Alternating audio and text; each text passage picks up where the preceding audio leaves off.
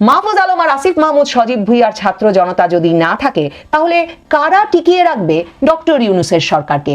কে হবে ডক্টর ইউনূসের ছাত্র জনতা? ডক্টর ইউনূসের সরকারকে কারা একটা দীর্ঘ সময় নির্বাচন থেকে দূরে রেখে নির্বাচন বিলম্বিত করে সরকার চালিয়ে যাওয়ার একটা ফ্রি টিকেট, ফ্রি ম্যান্ডেট দেবে? তাহলে ছাত্র জনতা, একটা দাপুটে ছাত্র জনতা তো সকলেরই দরকার। মাহফুজ আলম, আসিফ মাহমুদ সজীব ভুঁইয়া এবং ডক্টর ইউনূস সহ ডক্টর ইউনূসের উপদেষ্টা পরিষদের শো ডাউনের দিন এই 5ই আগস্ট। বাংলাদেশের সব নেতাদের বড় নেতা, প্রধান উপদেষ্টা ডক্টর মোহাম্মদ ইউনূসের বহু বছরের স্বপ্ন অবশেষে পূরণ হতে চলেছে। তিনি এক ছাত্র জনতার মহা সমাবেশে বক্তব্য দেওয়ার সুযোগ পেতে যাচ্ছেন ঐতিহাসিক 5ই আগস্ট।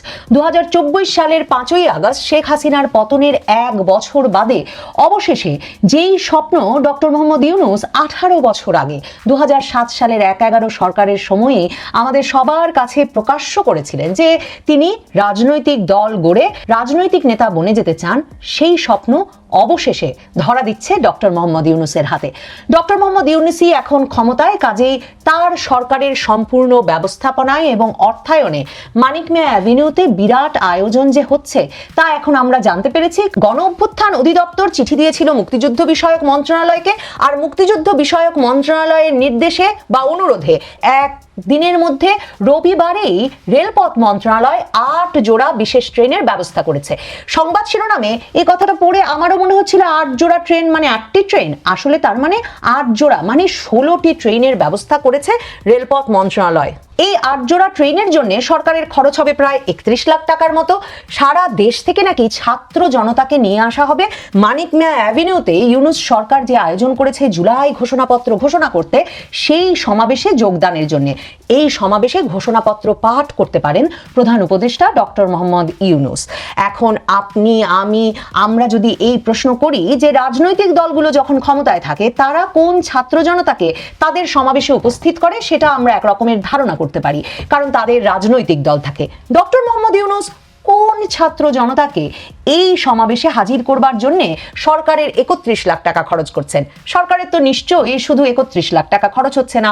জুলাই ঘোষণাপত্র ঘোষণার জন্য বিরাট মঞ্চ বাঁধা হবে, এসব টুকটাক খরচের কথা না হয় নাই বললাম, কারণ সারা বাংলাদেশ জুড়ে এই সরকারের আয়োজনে তো 5ই আগস্টের উদযাপন চলছে। এই গণ অভ্যুত্থানের প্রথম বার্ষিকী, গণ অভ্যুত্থান পরবর্তী সরকার মহা সমারোহে পালন করবেন, সেটাই স্বাভাবিক। কিন্তু 8 জোড়া ট্রেন দিয়ে সারা দেশ থেকে এই বিশেষ ট্রেনগুলো দিয়ে যেই ছাত্র জনতাদের নিয়ে আসা হবে, সেই ছাত্র জনতারা আসলে কোন দলের সদস্য? আমি তো বরাবর আপনাদেরকে বলি নবনীতা চৌধুরীর বয়ানে, সাধারণ ছাত্র, সাধারণ জনতা বলে আসলে কিছু হয় না। এই ছাত্র জনতারা কোন দলের অনুসারী, কিংবা ডক্টর মোহাম্মদ ইউনূসের ছাত্র জনতা তাহলে আসলে কারা, সেটা যেমন পরিষ্কার করা দরকার, তেমনি এদের তো শুধু ট্রেন খরচ নয়। 5ই আগস্ট দুপুরের মধ্যে নাকি রেলপথ মন্ত্রণালয় এদেরকে হাজির করবে সারা বাংলাদেশ থেকে ট্রেনগুলোর মাধ্যমে, এবং এরপর সভা শেষে আবারও তাদের নিজ নিজ গন্তব্যে নিয়ে যাবে। এর মধ্যে এই ট্রেনগুলোতে যারা আসবেন তাদের খাওয়া দাওয়া, পথ খরচা, সেগুলো কি করে চলবে? মানে সারা বাংলাদেশ থেকেই কিন্তু ব্যবস্থা করেছে রেলপথ মন্ত্রণালয়। রংপুর থেকে ট্রেন আসছে, চট্টগ্রাম, সিলেট, রাজশাহী, গাজীপুর, নরসিংদী, ফরিদপুর, সব জায়গা থেকেই আসছে ট্রেন। এবং অনুষ্ঠান শেষেই দূরের গন্তব্যের ট্রেনগুলো ফিরতি যাত্রা শুরু করবে। এই যে তারা এলেন, থাকলেন, খেলেন, সেই খরচগুলো নিশ্চয়ই সরকার বহন করবে। আসলে বড় বড় মানুষের বড় বড় উচ্চাসা। ডক্টর মোহাম্মদ ইউনূস সারা পৃথিবীর কত ফোরামে বক্তৃতা দিয়েছেন, কিন্তু আমাদের কি সৌভাগ্য সেই 2007 সালের 1/11 সময় থেকেই, মানে নোবেল প্রাইজ পাওয়ার কয়েক মাসের মধ্যেই তিনি এই আগ্রহ ব্যক্ত করে ফেলেছিলেন যে তিনি আসলে বাংলাদেশের রাজনৈতিক নেতা হতে চান এবং তিনি রাষ্ট্র ক্ষমতায় যেয়ে রাষ্ট্রকে সংস্কার করতে চান। 18 বছর পর ডক্টর মোহাম্মদ ইউনূসের হাতে সেই জাদুর কাঠি ধরা দিল শেখ হাসিনার পতনের মাধ্যমে। এখন কেউ যদি তাকে প্রশ্ন করে বসে 17 বছর কোথায় ছিলেন, ডক্টর মোহাম্মদ ইউনূসের পক্ষে সেই পরীক্ষায় পাশ করা খুবই কঠিন হবে। কারণ শেখ হাসিনা সরকারের বিরুদ্ধে কেন, এই বাংলাদেশের কোনো সংকটে, কোনো সম্ভাবনায়, কোনো আশা বা আশঙ্কায় ডক্টর মোহাম্মদ ইউনূস কোনোদিন দুটো কথা ব্যয় করেছেন বা দুটো পয়সা ব্যয় করেছেন, বা কোথাও কখনো মানে দুর্যোগে, দুঃসময়ে, কখনো বন্যায়, খরায় কখনো তার কোনো কিছু আসে যায় বলে এই বাংলাদেশ নিয়ে মনে হয়নি। জুলাই ঘোষণাপত্র, এই বিরাট রসগোল্লাটি অবশেষে আমাদের হাতে ধরা দিতে যাচ্ছে 5ই আগস্ট। সেই গত আগস্টের পর থেকেই মাহফুজ আলম, যাকে পরিচয় করিয়ে দিয়েছিলেন ডক্টর মোহাম্মদ ইউনূস, আমেরিকায় ক্লিনটন সেন্টারে নিয়ে গিয়ে প্রেসিডেন্ট ক্লিনটনের পাশে দাঁড়িয়ে জুলাই আগস্ট আন্দোলনের মাস্টার মাইন্ড হিসেবে, ততদিনে তিনি তাকে প্রধান উপদেষ্টার বিশেষ সহকারী হিসেবে নিয়োগও দিয়েছেন। এই মাহফুজ আলম একটা ঘোষণাপত্র রচনা করেছিলেন গত বছরের শেষ দিকে, এবং তখন থেকেই এই পরিকল্পনাটি ছিল। তখন তো সকলেই তারা এক দলে ছিলেন, নাহিদ, আসিফ, মাহফুজ আলম থেকে শুরু করে হাসনাত সার্জিস, মানে তখন সকলেই একটাই প্ল্যাটফর্ম ছিল তাদের, এবং তারা বলছিলেন এটা তাদের রাজনৈতিক প্ল্যাটফর্ম নয়, বৈষম্য বিরোধী ছাত্র আন্দোলন, যেই প্ল্যাটফর্মটি থেকে তারা জুলাই আগস্ট আন্দোলনটি পরিচালনা করেছিলেন। তো তারা দাবি তুলেছিলেন যে 31শে ডিসেম্বর তারা মাহফুজ আলমের খসড়া করা এই জুলাই ঘোষণাপত্রটি ঘোষণা করতে চান, এবং যে জুলাই ঘোষণাপত্র আসছে, এই জুলাই ঘোষণাপত্রটিকে সংবিধানের অন্তর্ভুক্ত করার দাবি আছে জাতীয় নাগরিক পার্টি এনসিপির, আর এই জুলাই ঘোষণাপত্রটিকে সংবিধানের একেবারে প্রিয়াম্বলেই অন্তর্ভুক্ত করার বিষয়ে আপত্তি আছে বিএনপির। জামায়াতে ইসলামীর দাবি যে কোনোভাবে জুলাই ঘোষণাপত্রকে একটা আইনি ভিত্তি দিতে হবে, কারণ আইনি ভিত্তি ছাড়া গণ অভ্যুত্থানে অংশগ্রহণকারী তরুণদের বা অংশগ্রহণকারী নেতা কর্মীদের জীবনের নিরাপত্তা নিশ্চিত করা যাবে না, এবং অন্যদিকে এর বাস্তবায়নও একটা হুমকির মুখে পড়বে। এখন এই বিরাট দায়িত্ব সবগুলো দল যারা ফ্যাসিবাদ বিরোধী আন্দোলনে ছিল তাদের সকলের ওস্তাদ হয়ে বসেছেন প্রধান উপদেষ্টা ডক্টর মোহাম্মদ ইউনূস। 5ই আগস্ট তিনি ঠিক কি ঘোষণাপত্র পাঠ করবেন, তার বয়ানের মাস্টারমাইন্ড মাহফুজ আলম ঠিক কি ঘোষণাপত্র রচনা করেছেন, কোনো ফ্যাসিবাদ বিরোধী রাজনৈতিক দলই যখন সেটি জানে না, তখন সরকার কি কারণে তার ছাত্র জনতার সমাবেশ ঘটিয়ে এটিকে অনুমোদন করিয়ে নেওয়ার একটা সরকারি ব্যবস্থাপনা আর সরকারি আয়োজন করতে যাচ্ছে? আমি আপনাদেরকে এর আগেও বলেছি, উমামা ফাতেমার ভাষায় বলি, এই সরকার, এই ব্যবস্থা পরিণত হয়েছে একটা বিশাল মানি মেকিং মেশিনে।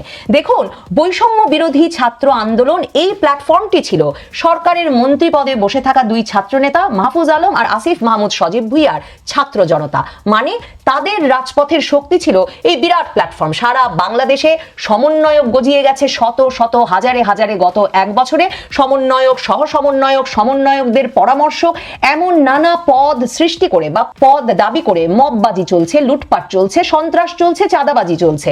আর উমামা ফাতেমাই আগেই আমাদের ফেসবুকে আরেক স্ট্যাটাস দিয়ে জানিয়ে দিয়েছিলেন হেয়ার রোড থেকে এই পুরো নেটওয়ার্ক নিয়ন্ত্রণ করছেন দুই মন্ত্রী, মানে মাহফুজ আলম আর আসিফ মাহমুদ সজীব ভুইয়া। এই জুলাই ঘোষণাপত্রের মাধ্যমে তারা সরকারের কাছে দাবি জানাবেন যে মুজিববাদী সংবিধান, বাংলাদেশের বর্তমান যে সংবিধান 72-এর সংবিধান, সেটা যাতে বাতিল করা হয়। সে সময় রাজনৈতিক দলগুলো এর বিরোধিতা করায় এবং সরকার এই নিয়ে একটা অস্বস্তিতে পড়ায়। কারণ মনে রাখবেন, ডক্টর ইউনূস সহ ডক্টর ইউনূসের সকল উপদেষ্টারা কিন্তু রাষ্ট্রপতি শাহাবুদ্দিন চুপ্পুর কাছে গিয়ে এই মুজিববাদী সংবিধান, এই 72-এর সংবিধান, বাংলাদেশের বর্তমান সংবিধান ছুঁয়ে এই শপথ গ্রহণ করে এসেছেন এই সংবিধান রক্ষার। কাজে তাদেরই কোনো সাংবিধানিক ভিত্তি থাকে না, যদিও অনেক দুর্জনেরা বলেন তারপরেও তাদের সাংবিধানিক ভিত্তি থাকে না, কারণ প্রধান উপদেষ্টার কোনো পদই বর্তমান সংবিধানে নাই। সেই অবস্থায় তাদের কোনো সাংবিধানিক ভিত্তিই থাকে না যদি এই 72-এর সংবিধান বাতিল হয়ে যায়। কাজে তখন সরকার এই জুলাই ঘোষণাপত্র ঘোষণার বিষয়টিকে তাদের নিয়ন্ত্রণে নিয়ে এসেছিল। সরকার তখন বলেছিল যে তারা সকল রাজনৈতিক দলগুলোর সঙ্গে আলাপ আলোচনা করে একটা এমন ঘোষণাপত্রের খসড়া তৈরি করবে যাতে সকল রাজনৈতিক দল একমত হবে।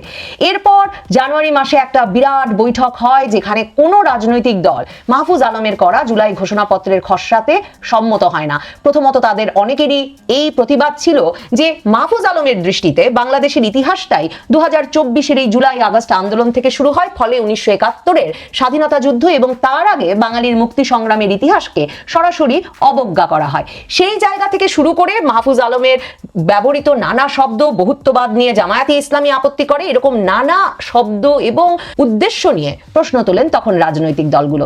এরপর এসব খসড়ায় রাজনৈতিক দলগুলোর মতামতের উপর পরিবর্তন আনা হয়। বিবিসি বাংলা, মানে যেই তিনটি দলকে অন্তত এই খসড়াটি পাঠানো হয়েছে বলে সরকারের সূত্রে বিবিসি নিউজ বাংলা এখন জানতে পারছে, তাদের সঙ্গে কথা বলে বিবিসি জানাচ্ছে যে এমনকি বিএনপি, জাতীয় নাগরিক পার্টি এনসিপি কিংবা জামায়াতে ইসলামীও আসলে জানে না যে তারা খসড়ার ওপর সেই জানুয়ারি মাস থেকে কয়েক দফায় যেসব মতামত দিয়েছে তাতে সরকার কি কি পরিবর্তন এনেছে এবং চূড়ান্ত ঘোষণাপত্রের খসড়াটির রূপ কিরকম, মানে কি ধরনের কথাবার্তা আছে চূড়ান্ত খসড়াটিতে।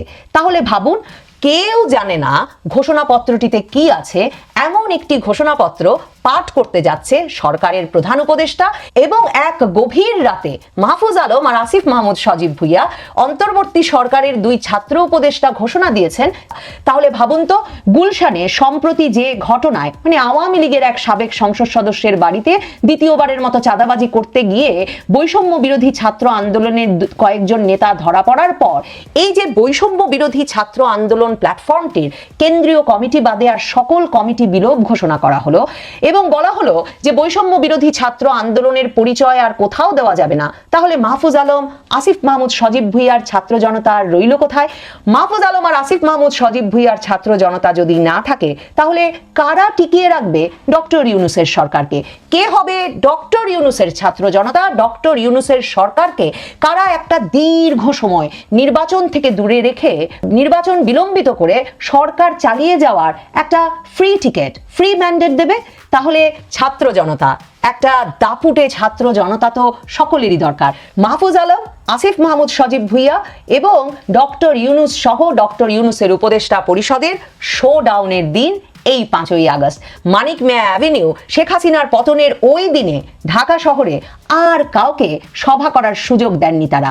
এমনকি জাতীয় নাগরিক পার্টি জুলাই আগস্টে বিজয়ী ছাত্র জনতার যে দল গড়ে উঠল এবং যে দলের নেতা নাহিদ ইসলামকে এক দফার এক দাবির ঘোষক এবং জুলাই আগস্ট আন্দোলনের ইমাম বলে পরিচয় করিয়ে দেওয়ার চেষ্টা এখন জাতীয় নাগরিক পার্টির তরফে হচ্ছে, তাদেরকেও বিব্রতকর জনসমাবেশের এবং একটা নরম গলার জনসমাবেশ করে 3রা আগস্টই ঘরে ফিরে যেতে হয়েছে।